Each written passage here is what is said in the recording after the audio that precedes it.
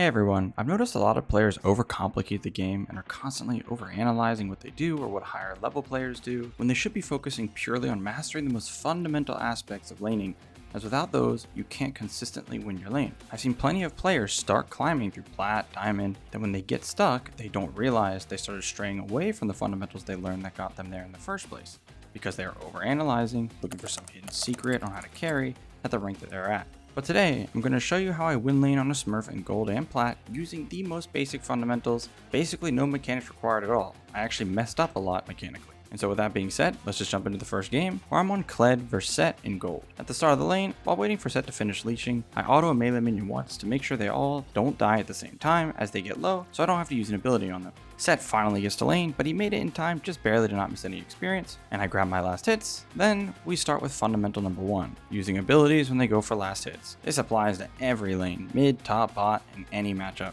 The whole point of laning is contesting each other's CS, so by using abilities when the enemy goes for them, it does multiple things. It makes the odds of you landing your abilities much higher. If they're a melee champion, they are using their auto to get the CS, so they can't auto you back. It forces the enemy to choose between taking damage or losing the CS, which puts a lot of pressure on them and overwhelms them, especially when you're contesting almost every last hit.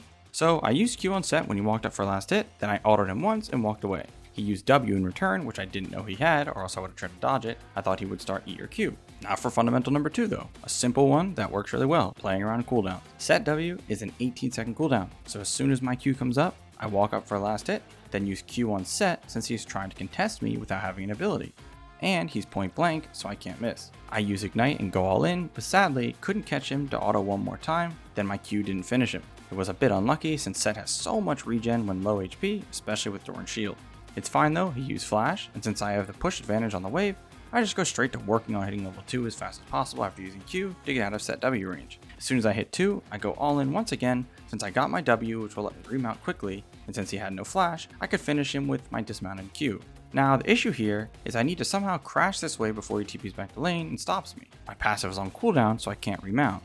As I'm finishing the wave, the enemy jungler ganks me before I can get it under tower, and he gives the kill to Set. Unfortunate, as the wave will be frozen in front of his tower now, denying me a lot of experience. Technically, Set would be a little bit ahead of me now, right? He's gonna have an experience lead, and he just got a kill to make it an even 1 kill for both of us. This brings us to fundamental number 3, recalls and item advantages. I remember learning this one way back in the day around season 4 or 5. I mained Riven top at the time, and when I started taking recalls for item advantages, then fighting with them, it won me so many lanes that I couldn't win before. So even though me and Set are technically even, I'm going to go spend my gold while he won't have the chance yet, meaning I still have a massive lead until he actually takes that recall. I come back to lane with 2 long swords and a Doran's blade, and he only has a Doran's shield. Alright, so this tells me I need to try and make something happen before he takes a recall. Right now, his wave is starting to slow push, meaning he's going to turn into a big wave soon, which could make fighting him impossible. First, I use my Q when he goes for last hit, and that makes it easy to land. I can't just all in though, as his minions will turn the fight in his favor, so I just take a little poke damage and back off. Then I do something called thinning the wave. Like I said, his wave is going to stack up slowly, and once it's too big, I won't be able to stop him from crashing and recalling. So by thinning, which just means killing some minions to reduce the size of the wave, it will allow me to keep the wave small and let me trade and potentially look for a kill before it's too late. Set allowing me to kill those minions like that when he just hit level 4 was a massive mistake. He should have zoned me off them entirely to defend his wave, as his wave will defend him in return. Now there's a minion getting low that I could use my Q to get, but like I said earlier, I'm looking to push this lead I have. I need to make something happen before he crashes. So instead of using my Q on the CS, I use it on Set when he walks up for the last hit on this minion. My Q lands, and notice I didn't use my E at all or even try to go all in or go for a big trade. The entire purpose of this trade was to bait his abilities out as they have such a big cooldown, and worked perfectly. His 2 most important abilities are down for at least 15 seconds now, his E and W, so I just need to wait 3 seconds for my Q to come up, then look for an all in. Normally, I would wait for him to go for a last hit here, then go in, but I noticed my wave was very healthy as it just got here, and I need to go in before his abilities come up. So I give Set some space to make him feel safe, then jump in as soon as he walks up to the wave. As soon as my Q landed, he was dead, as he had no abilities and no flash. See how easy this was? All I did was contest his CS, use my item advantage, and play around cooldowns. No mechanics are required to do that. Of course, champion knowledge is a huge deal when it comes to winning lane with fundamentals though. One of the most popular top lane courses on our website at the moment is the Master of Minutes series that teaches you how to stomp the most annoying knowledge check champions in the top lane. So definitely check that out, and all of our other top lane courses at SkillCap. We also have a rank up guarantee, so there's no risk. Anyways, let's move on to the next game. This one, I'm in Platinum, and I'm playing Camille vs Renekton. This is one of, if not the hardest matchup for Camille. And Renekton got 2 kills invading my team, so he came to lane with an extra Doran's Blade, which is an insane amount of early game power. The only good thing is, he used Flash and Ignite in the invade, but the extra Doran's is way stronger than those summoners early on, so it should be extra difficult. So how do I deal with this? Just like how I deal with any other lane, sticking to the fundamentals. One of the fundamentals of League is knowing how other champions work. Renekton and Tryndamere are similar since they have Fury, and the more they have, the stronger they are. So if Renekton can just hit the wave non-stop and generate a ton of Fury, I can't win.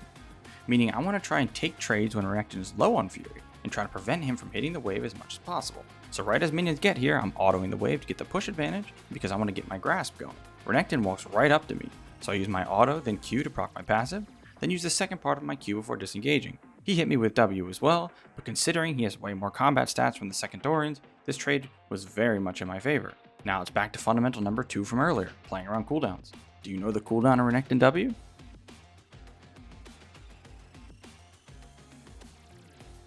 It's 16 seconds, almost as long as Set's W.